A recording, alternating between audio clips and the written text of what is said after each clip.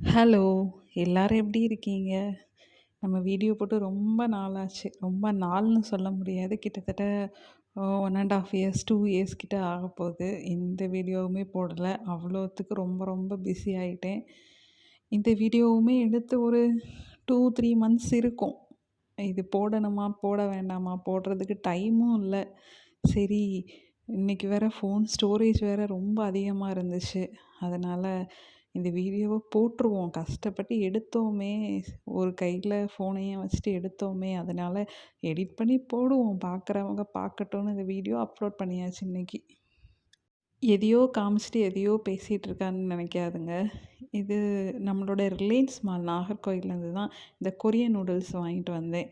Korean noodles வந்து கொரியால போய் சாப்பிட்ற அளவுக்கு நம்மளுக்கு வசதி இல்ல.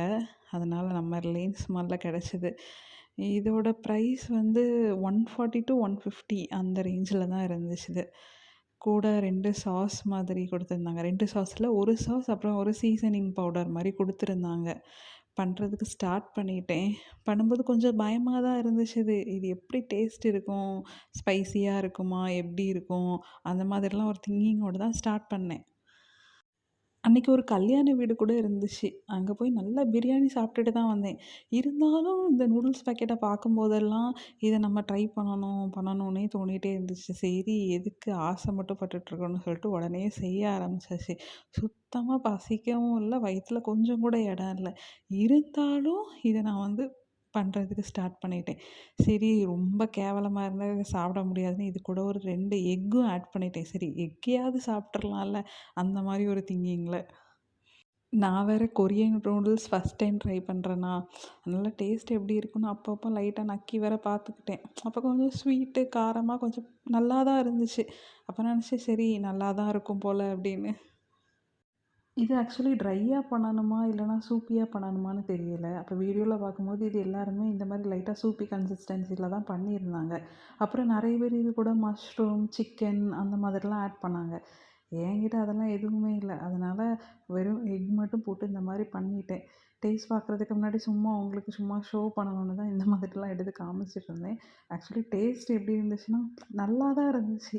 ஆனா நான் தான் சொன்னேன்ல, நல்லா பிரியாணி சாப்பிட்டு வந்ததுனால சுத்தமா சாப்பிடவே முடியல.